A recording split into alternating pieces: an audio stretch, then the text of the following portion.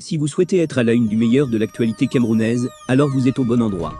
L'information de qualité vous est proposée sur votre nouvelle chaîne YouTube, Média d'Afrique TV. Eh bien, mesdames et messieurs, une fois de plus bienvenue pour cette nouvelle analyse vidéo. Pour vous qui êtes nouveaux, retenez que nous sommes une équipe d'experts analystes, spécialisés dans les affaires politiques, dont l'objectif majeur est de vous informer en continu des faits et gestes, politiques, économiques et sportifs qui fait rage au quotidien. Bien sûr, il suffit de vous abonner et d'activer la petite cloche pour rester toujours à l'écoute de la une. À noter aussi que vos commentaires sont toujours les bienvenus. Le 6 avril 1984, le Cameroun a failli basculer dans l'instabilité politique lorsqu'un groupe de soldats a tenté de renverser le président Paul Biya. Cependant, deux hommes, Gabriel Ebili et Minkou Anziou, ont joué un rôle crucial dans la prévention de cette tentative de coup d'État en empêchant la diffusion du message des putschistes sur les ondes de la radio nationale. Malgré leur contribution significative, ils estiment avoir été oubliés par l'histoire. Ce matin-là, les mutins avaient pris le contrôle de la radio nationale du Cameroun et annonçaient avoir pris le contrôle de toutes les institutions de la République et démis Paul Biya de ses fonctions de chef de l'État. Cependant, leur discours n'a pas été entendu en dehors de Yaoundé. Gabriel Ebili, un technicien de la radio, avait débranché les câbles FM de la radio nationale, contrecarrant ainsi les plans des mutins. Quelques jours avant le 6 avril, Ebili avait été approché par des hommes qui lui avaient demandé de coopérer, sous peine de représailles.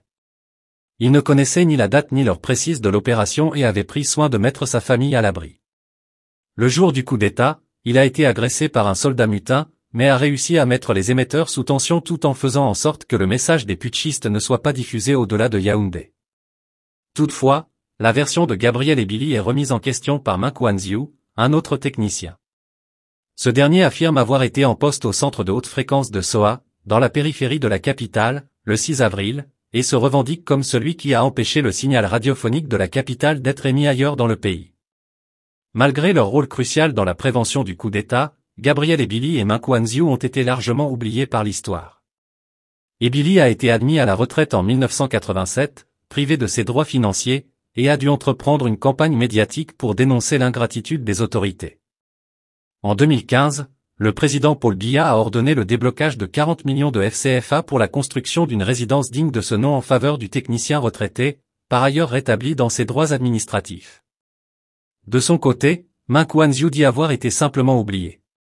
Ces deux hommes, qui ont contribué à empêcher les putschistes de diffuser leurs messages sur les ondes de la radio nationale, portant ainsi un dur coup à la tentative de renversement de Paul Biya, partagent le sentiment d'avoir été oubliés. Leur histoire soulève des questions sur la reconnaissance et la gratitude envers ceux qui ont joué un rôle crucial dans la préservation de la stabilité politique d'un pays.